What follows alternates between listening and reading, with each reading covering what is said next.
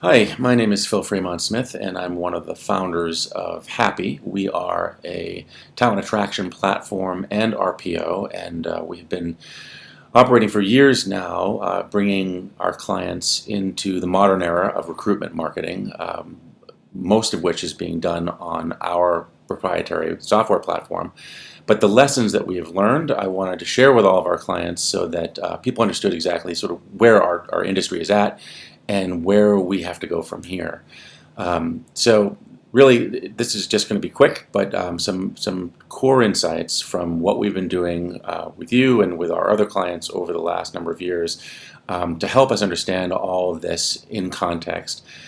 First of all, there is a massive learning curve going on in our industry, and what's exciting is that we have begun the learning curve. We have truly started the journey of transforming our organizations from traditional recruitment organizations, which is truly a little bit of a blunt force effort when it comes to operating almost like a sales organization without any marketing support, which looking at it from that perspective actually sounds a little bit crazy because in a way it is, right? You've been out there operating with pure muscle and effort and the tools that have been available to you, but really no marketing automation, no marketing insight or business intelligence around how to achieve greater goals, especially in a tightening labor market.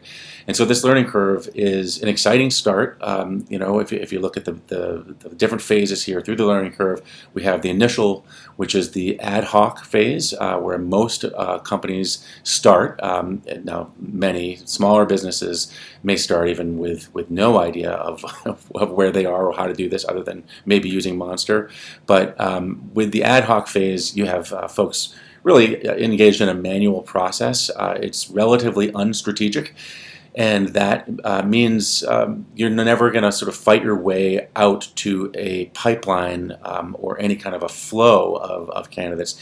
Each candidate that you acquire is going to be hard fought, and it's going to be its own effort. So you have manual job posting, you've got very little measurement, no dedicated resource or staff in the marketing of your roles or your brand, no development of that brand.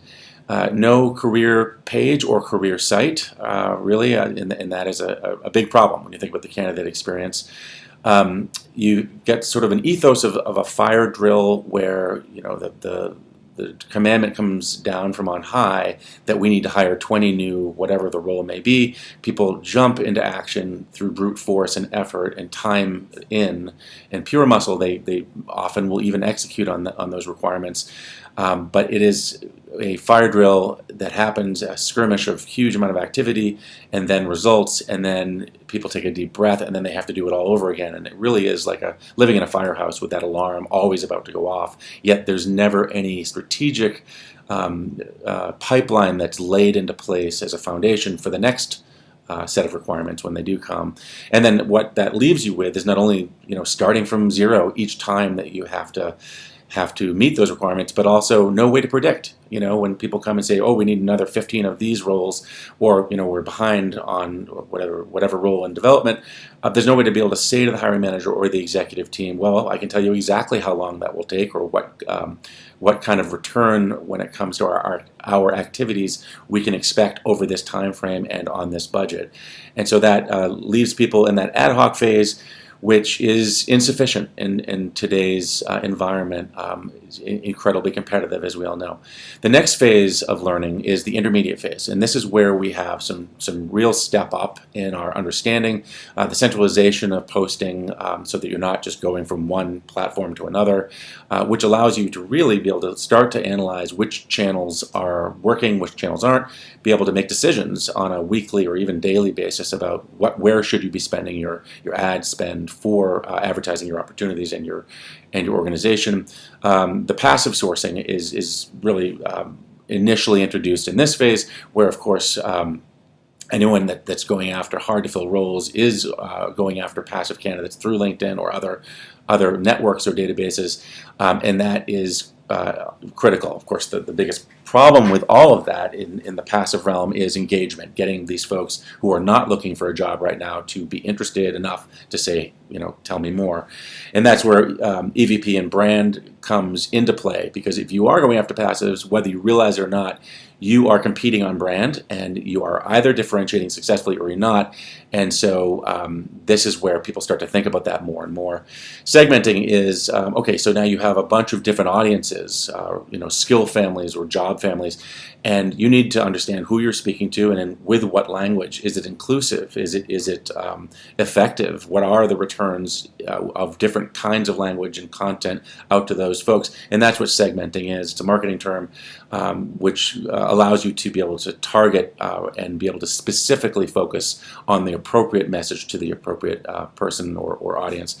And then the candidate experience, of course, which is an extension of your brand and an effort to differentiate, but also to hold a high standard, so that when the candidate is going through that process and being touched, multiple times by your recruiters and even your sourcers, it is incredibly important in this phase to be able to get the candidate experience to a certain standard, so you're not actually deterring the best out there, but rather enticing them, encouraging them, and pulling them into a conversation. Studying the application funnel is where in this phase, this is where a lot of work happens, where we're actually understanding, is our application in and of itself a leaky bucket? Are candidates entering it and then instantly being turned off or falling through and never completing it, or the ones that do complete it aren't the right ones? So that application funnel, which again starts with brand and the candidate experience and the EVP right from the get-go and the beginning, usually on mobile, but that application funnel has to be studied and understood at least enough to realize that you either have a problem or you don't. In most cases, we do. We all do. And it can always be improved. The career page is where, in this phase of learning, people really start to step up and understand that the career page, outside of testimonial and review sites, that the career page is one of the first places that people turn when they're checking you out. And that often is just a matter of literally seconds on a mobile device. They are checking you out and they're making a snap judgment, especially those passive candidates that are not really, their mind is not focused on a new opportunity. So if your career page does not pull them in, suck them in, because it's been designed exactly for those folks with truly enticing imagery and culture and all the power and artistry that should go into a career page, then you're not competing. And as others step up in career page, and as their learning curve goes up, which each year it's happening, if your career page is not competitive, then you are flat out losing candidates. You're losing the best candidates who are the most discerning. So the dedicating of the resources and the staff to recruitment marketing is happening in this intermediate phase as well, and that is a critical step toward actually having a true function of recruitment marketing on a TA team. And then, of course, the social presence. In this phase, people understand that social is important, Instagram, etc. But how you're using that content, how often you're developing and distributing it, on what channels are you distributing it, that is a huge focus of this intermediate phase. And it's a great place to be. It's a great starting point, the intermediate phase. Stepping up from that phase is the advanced phase, and that phase is really where a lot of magic happens. This is where folks graduate from doing some of the things that they should be doing correctly to mastering those things and dominating. And if you are in the advanced phase, which some of our clients are, then you're truly out-competing your competition, and you're going to see the results. And those results, as is true with all marketing, is cumulative. So, month one, you may get extra results or return on investment for your efforts and investment in budget. But then month 2 or month 6 or month 10, you're going to have a scaling return, because it's cumulative. The more content you do that is correctly branded across the right messaging points to the right audiences across the right channels, the more you do, the more you get, and it's all building like a snowball. So this is, in the advanced phase, is where you really start to reap the fruits of all that labor and learning. Targeted campaigns to define personas, increasing measurement is a hallmark of this phase, because as you start to have a pipeline coming in, a true flow of inbound interest from passive candidates, which is really not that difficult if you're doing the right things and using the right approaches, measuring that so you can continue to optimize and not drop any of them on the floor as you go is critical. And then having that dedication of a staff member, even if it's not a full-time aspect of their job, but having one person or named folks on your team who are responsible and who are managed on the KPIs and the results that those activities require is critical. That dedicated person is a big deal. It's a difficult thing to find as well, because recruiters were not trained in marketing, right? This is a new set of skills, a new set of knowledge, and by trying to pull in a marketer, someone who does understand this or speaks this language, sort of comes in off the street with this knowledge in marketing into a TA team, that can be very difficult as well, because that isn't always the most natural fit and can be very challenging. So getting that person on the team, regardless of how you get them, is a huge step in this advanced phase. And then the standalone career site. Now, the standalone career site is essentially the front door, and not just the front door, really. It's a mousetrap for all candidates, passives and actives, to come in and have a controlled and measured experience, completely designed for those folks that are of most interest and most value to the organization. And then, of course, the showcasing and highlighting of the culture and the brand, which again also helps the candidate find their right match, and it helps you to attract the right candidates culturally, the folks that will really do well at your organization. And of course, inclusiveness and diversity is a big part of the design of this entire funnel, but that front door or that mousetrap has to be welcoming, has to let people know that this is a place that they're going to be comfortable and that they're going to excel and that they're going to be empowered. And all of that is brand and design when it comes to the candidate experience, and often is really architected and executed first at the career site. Again, not a difficult thing to do once you get there. It just takes some focus and some time and the right tools, of course. And then the developing and the tracking of that candidate experience, the exact steps for each audience. Again, it sounds like a big lift, but it really isn't once you get to this advanced stage, because with a steady flow of candidates, it's actually quite easy to see what's working and what's not. It becomes readily apparent, and when you see what's working and what's not, you know exactly what to do. There's no mystery. It's just having access to a sort of a transparent set of data about how these candidates are flowing through your experience that is the determining factor there. And then, of course, the expert phase, right, where leadership is bought in. You have a true investment, a board-level investment in your employment brand and culture. All of the great companies, when you think of employment brand, are at this level where it is truly organization-wide. People understand that in order to become the magnet employer that you want to become, you need to make that level of an investment as an organization, from the CEO to the board to everyone down. And so, increasing the number of channels that you're going out over, the micro-targeting and segmenting of your lists and audiences, the increased personalization of messaging, and the full automation across your entire set of outreach and nurture is what happens in this phase.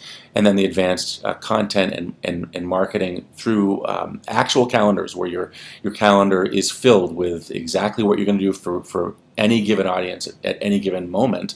Again, it's just a number of layers. You start small and you layer these calendars into your process. And with today's technology, it's not that difficult. It's just a matter of getting to that phase and understanding how it works.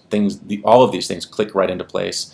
And then the differentiation of those assets that you're distributing across all of those channels. And then, lastly, the aggressive use of new technologies and platforms, so that you continue to experiment and you continue to push the envelope on what that return can be once you've magnetized that brand and mastered the candidate journey for the appropriate audiences, and you're attracting those right people. And then the very last thing is critical and absolutely inherent in the expert phase, and that is this experimentation mindset where you truly become marketers and you understand that all that you do is a laboratory, and once you get to this phase, partly possible because of the volume that's coming in of inbound candidates, rather than you chasing them, they are really starting to chase you. But that volume allows you to think analytically and like a scientist about what are the behaviors, what could help those folks find what they need to find earlier. Are we saying the right things? Are we sending the right things? And of course, this all extends far past the hire and onto the onboarding and retention phase as well. So those are the learning curves. I just wanted to touch on that. I know I threw a lot out at you there, but it is a very important development in our industry that this is all now happening, and there are a number of our clients and across the landscape of employer brands, companies out there that are doing all of these things, and some of them doing them extremely well. Now, one other thing I wanted to touch on here is that as we all move through these phases of the learning curve, there is a adoption curve too of understanding and acceptance that recruitment marketing is not only here to stay, it is the future, right? I mean, sales existed for many years without marketing or sophisticated marketing or marketing automation technology. And then it kind of developed its own knowledge, the sales industry, and now we have Salesforce and HubSpot, etc. And those tools, which gave them the granular control and analytics to know what was happening and to control what was happening. The same thing's happening in our industry, but so much of it is driven by acceptance and buy-in by our organizations. Now, starting with our own TA teams, there are a number of phases here that we have to get to and through in order to achieve these different levels of learning and execution. And I just want to run through them real quick. First is the introduction of these concepts to the team and allowing them to see that there is value here. And again, the reason that I'm covering this is because not only in our TA teams, but our executive teams as well, this is new, and people do not think of talent acquisition yet, in most organizations anyway, as a revenue stream. They see it as a cost center, and they don't really understand the kind of investment that they would need to make in order to get just an incredible return in growth and in revenue and in scaling. As opposed to it being sort of a chore today, what TA actually can be if funded correctly and committed to correctly. And so the adoptance and understanding of these teams is critical. This introduction is obviously the first step. The next one is the interest phase, where you actually get your own team, your TA team, really interested in starting to use these methods and approaches and technologies. And that is all about believing, right? They need to understand that what they're doing today, while it's fine, is never going to get them that exponential return, which is what they should be getting, and that they're going to fall behind, right? They, as professional recruiters, are going to fall behind because the rest of the world is learning this, and the organization is going to fall behind because you're going to be out-competed. So in order to acquire the return that you need to stay competitive, you need to acquire the skills and the understanding of marketing. It doesn't mean everyone has to become a marketer overnight by any stretch. It does, however, mean that people need to understand that this is a professional journey, and we all have to come up to speed on these new approaches and new technologies. And getting people to buy into that effort, is a big deal. They're busy, and I understand that, see it every day. But designing pilots where we can get folks to be able to test a small effort and to see the return that wow, that actually did work better than just picking up the phone, and to see that value is so critical. And then next is the true engagement, and that comes in the form of actual dedicated time where it becomes part of the actual process. Folks need to be not just operating in the traditional mindset, that old sort of pure effort mindset, but this more strategic pipeline building asset mindset, and starting to rely on the new methods and the new technologies that can make their life easier. The good thing about this learning curve for our industry is that it's happening at the same time as new tools have become available.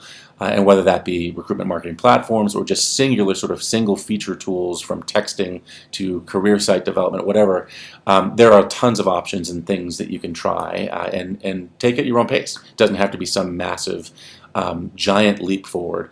And then the last thing on engagement is actually taking pride, right? So when they see that it works and they start to gain some expertise in it, even on a very simple level, they start to understand that this is fun and really worth doing, and they start to take pride in those new results, that new level of result that they can achieve.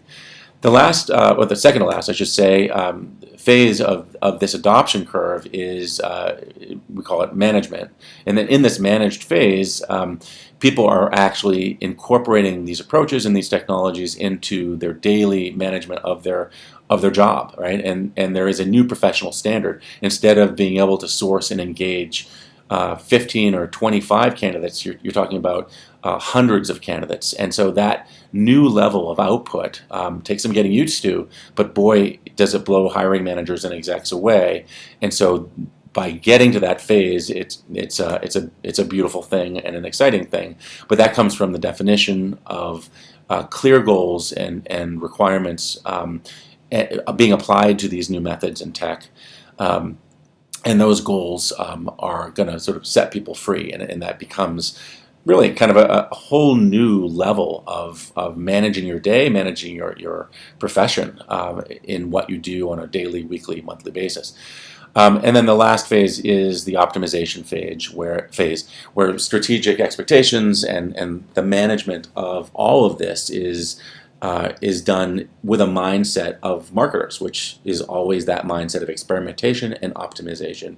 Now, the next thing I wanted to touch on here is super crucial, and that is on the executive side. Now, much of this is the same for executives, so I will not go through that level of detail. But from the introduction to their interest, to their engagement, to their actually being on a management sense, with this new world order of recruitment marketing, and then on the optimization phase as well, getting that executive team to get the buy-in and get the interest and the engagement, so that they do understand that this is a strategic activity, not just a fire drill, and to start to make the investments and to stand behind an organizational investment in giving the TA team what they need to be able to get to this new level. It's critical. And there's something that should also be said here, and that is that TA teams today across our client base and in the industry are really still, on average, in the interested phase. They're starting to believe, they're starting to see through pilots and quick small efforts that recruitment marketing clearly does work, right? Of course, marketing works, but they're starting to actually execute on recruitment marketing, and they're seeing how that can make their life better, how make the organization talent acquisition better and more efficient and more powerful. And so their interest is extremely high. That's a given. What is more challenging is the executive team, because they still see this as a cost center. They still don't fully understand, although they understand sales and marketing, when they look at talent acquisition, they don't apply the same lens, and it's a bit of a mental block. Even at the board level, people don't fully understand that it takes marketing to approach any market in business, and the labor market is no different. And the good thing is that marketing and all of the art and science therein, as well as the automation and the technology, is not new, right? All of it's been developed and mastered over decades of experimentation. And so it's there for our taking and our application, and they need to see that. And this is where really I think many of us have to fight the good fight, or continue to, because when I see anyone sort of dragging their feet or not getting to where they need to be, it's not the talent acquisition team's fault often. It is really the executive team's fault, where they have a lack of vision, a lack of understanding, a lack of sense of reality that they are going to fall behind unless they empower their TA teams to do more and to do what others are doing. And so many may be caught behind the curve on this, but but it's starting to happen, and that is a truly exciting thing. So, where do we go from here? Just in summation, the way we look at this is that there are three phases in taking your TA organization and organization, in a broader sense, from where you are today to where you need to be. Number one is you need to establish that this is a priority and a mandate from the top down, or from whichever direction power flows in your organization. You need to establish that this is important, and that the learning and the buy-in that needs to happen has to get underway, and that can happen, in one big kickoff, or it can happen over time, but it needs to happen. Excuse me. And then, of course, it's a cultural aspect too, both on the TA team and on the executive team, of how people used to think of recruitment and how they should be thinking of recruitment now.